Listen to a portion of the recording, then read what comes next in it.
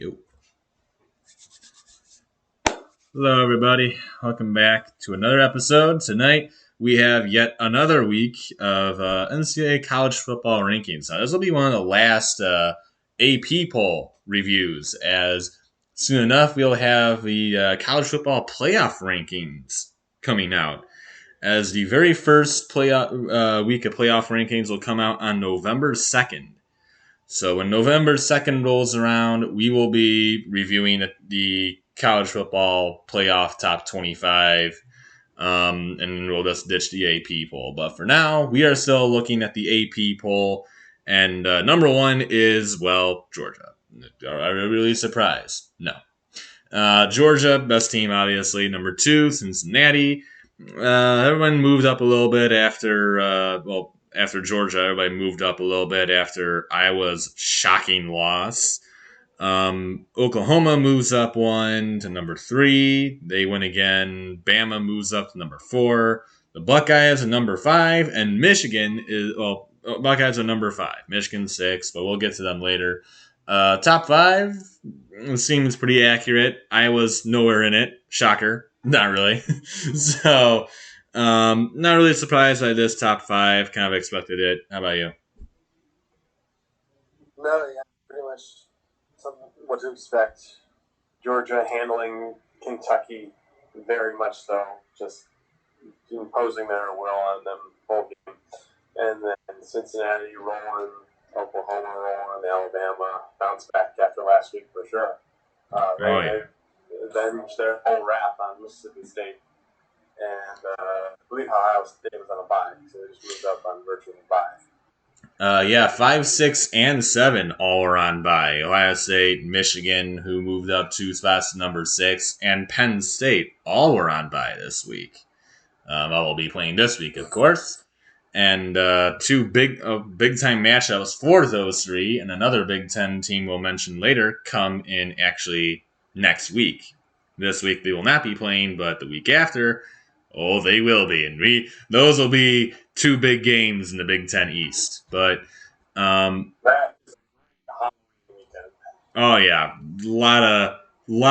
of those games will be plenty of fun. And we don't have to listen to Kirk Herbstreit doing our game. We get Gus Johnson.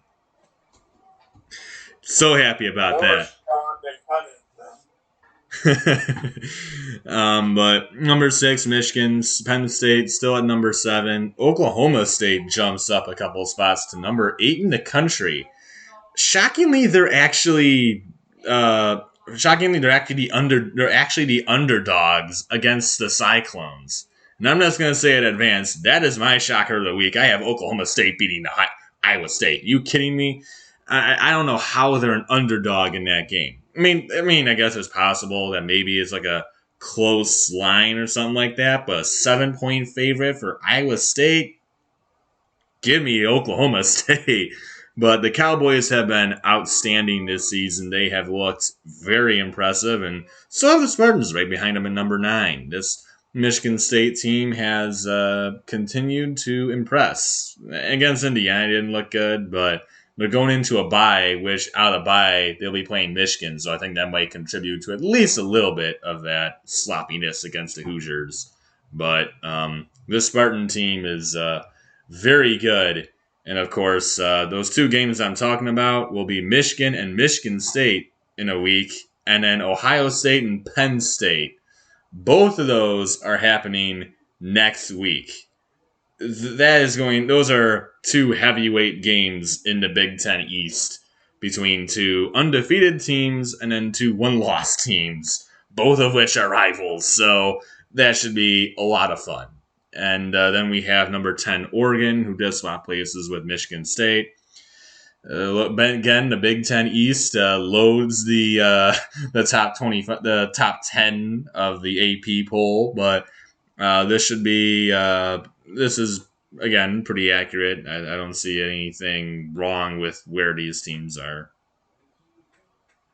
I mean, if anything, I feel like Oregon should have dropped some more. I mean, you only beat California by 7 points. Ouch. California is one of the worst teams in the Pac-12. And that's the Pac-12, too. We're not saying it's one of the worst teams from a good Power 5 conference. we're saying it's from the Pac-12. So yeah. I don't feel like Iowa should be below Oregon, which Iowa's next, obviously. But other than that, no. And if you would have said beginning of the year, a couple unbeaten teams versing each other in the Michigan in the Big Ten East, and then a couple of one-loss teams, you wouldn't think you'd be saying Michigan and Michigan State are the unbeaten teams, and Ohio State and Penn State are the one-loss. Yeah, go figure that one. Exactly. Of course, Michigan still has to win this week to stay undefeated, but hopefully we do that. But we got the next 5 here with Iowa at number 11 after a bad game against Purdue. Hey, but and yet again, Purdue beats a number 2 team like they did a couple years ago, and they beat Ohio State. I don't know how Purdue keeps beating number 2 teams, but they keep doing it. And Iowa, gosh, that was awful. Number 12 is Ole Miss. This Ole Miss team still all offense, no defense, but it continues to work. And as they won on the road against Tennessee, and yeah, that was a joke at the end. Number 13. It was a 5-hour game. Yeah. A 5-hour game. Yeah. And they didn't even go to overtime or have a rain delay. That's insane. Yeah, that's something else. But number 13 is Notre Dame. This Fighting Irish team has been decent this season. They continue to sneak away, keep winning games, and well, at the end of the day, that's what you want to do. Now, we're reviewing this top 25 while some games either played or are currently playing. Coastal Carolina already played. They were ranked 14th in this poll, but they got upset yesterday against Appalachian State. That was one of our picks this week too. We all had Coastal Carolina. None of us really saw Appalachian State with the win.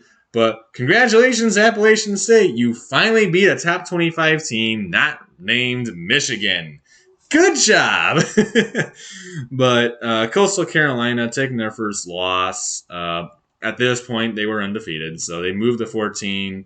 Obviously, they hadn't lost yet, so made sense. And then Kentucky, number 15, after taking their first loss to Georgia. Everybody loses to Georgia.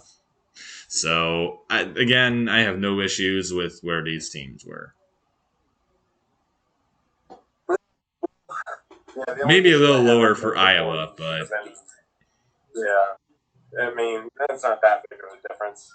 I think they're pretty much around the same thing. Ole Miss, a lot of adversity in Tennessee. I gotta say, golf balls, water bottles, beer bottles, everything. All kinds of ridiculousness happening at the end of that game. Hopefully, Tennessee faces some strict punishment after that. That reminds me of whenever the Jaguars went to Cleveland, when they're having Thursday night football right now. When the Jaguars went to Cleveland and they tried to end the game early because of all the beer bottles and everything, and people were endangered and nothing right was happening, but then the officials tried to leave, and then the NFL told them, no, you have to go back in there and take 3 knees to actually finish the game. And that was just ridiculous. Tennessee, and then Tennessee almost came back and won that game against Ole Miss. They got down to, I believe, like the 20-yard line or something like that, with a chance to win with a touchdown. But Ole Miss defense finally stepped up, and that's the thing that Lane Kiffin said at the end of the game. He said, "I'm finally happy that our defense won the game for us instead of just knowing that our offense is just going to put a bunch of points and win." They finally had their defense win, which is really a huge statement for Ole Miss. And then, yeah, the rest of this looks fine. Notre Dame, they beat, I think they just beat Virginia Tech the other week, so they were on a bye this week. Yeah. So that's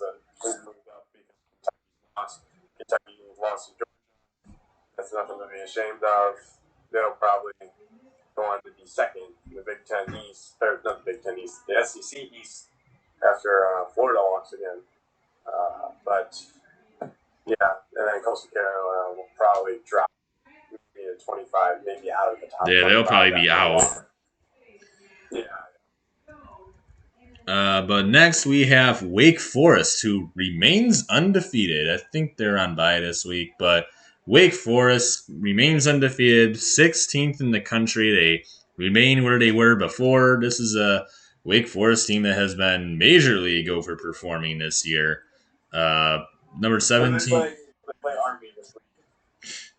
Yeah, that should be interesting, actually. Could be that one could be interesting, especially since it's a road game, and well, the armed forces are always annoying to play for football. Number 17 is Texas A&M. The Aggies were back in the top 25 last week after taking down Alabama. They beat Missouri. Now they jump up to 17th. NC State jumps up to number 18 after quite a few teams they lost at the back, so a lot of teams dropped out. Auburn comes back into the rankings at number 19. Oh, yeah, that's right. They beat Arkansas. That makes sense. Yeah, okay. That's who they beat. So Auburn's back in the top 25 at number 19. Baylor gets back into the top 25 at number 20. I like this Baylor team. Auburn, not so much, but I like this Baylor team. This Baylor team is a solid overall team. And once again, not really much to say about this group. I'm not the biggest fan of Auburn, but obviously they are. And they did beat Arkansas, so I guess it's kind of reasonable. I suppose. Maybe not 19. It looks like Arkansas is on the downfall here. Past couple of weeks, I think they've lost 3 in a row now. Yeah. After losing to Alabama, Ole Miss, and now Auburn. So they're kind of on a skid, and we'll see if they are able to stop this skid coming up here. But I don't know if Auburn should be that high. They lost to Florida. I know they lost to Georgia for sure. And they lost to Penn State. Oh, no, yeah, Georgia and Penn State. Sorry, not Florida. But they lost to Georgia and Penn State, which aren't terrible-looking losses right now, but I just don't like the way this Auburn team looked, especially against LSU, which is not a very good team. And with the rest of these teams, Texas A&M should definitely be up there because they're beating Alabama. Wake Forest, that's going to be an interesting game, like you said, against Army coming up here. Baylor, I think they're definitely really good because that Oklahoma State loss is not looking bad at all. It's their only loss right now, and they will give Oklahoma some trouble. They're playing Texas this week. They'll probably beat Texas, which will continue to move them up. Is Baylor playing Texas this week? Oh, is it this week or next week? I don't think Baylor played. Anyway, well. Oh, no, sorry, that's Halloween. weekend. I just thought that the next game was scheduled. I assumed it was this week, but it's not. And then NC State has proven they're not a bad team. They're a good team. Beat up on Boston College last week, 33-7. So, yeah, I don't see any issues with this either. Except for maybe Auburn. It's probably a little too high for me. All right, and then we have the back half of the top 25. Yeah. So we have at number 21, SMU. Team's undefeated, has been playing pretty well so far, so no issue there. San Diego State at number, SMU is 21. I think I said 22 for SMU. 21 for SMU. 22 is San Diego State. Didn't really notice until a couple weeks ago, but San Diego State's head coach is Brady Hoke. And somehow this team is 6-0. How that is possible, I do not know. But San Diego State, undefeated, number 22 in the country. They'll probably lose somewhere down the road. But as of right now, pretty good, doing pretty good so far. And number 23 is Pittsburgh. Pitt at 5-1. They jump into the top 25. Pittsburgh has got a decent team. They've been high rolling with their quarterback on offense. They've been pretty solid so far, and they have a big game this week against Clemson. So that'll be something to see. And then at number 24 is probably one of the weirdest things I've ever seen. But number 24 is UTSA at 7-0. They are ranked for the first time in program history. Yeah. The Roadrunners, they play in CUSA. I get they're undefeated, but what? But UTSA, nonetheless, ranked number 24. And number 25 is the Purdue Boilermakers after their big win over Iowa last week. They get into the AP poll and end the longest drought in the longest current drought of not being ranked in the NCAA right now, making I think the longest one.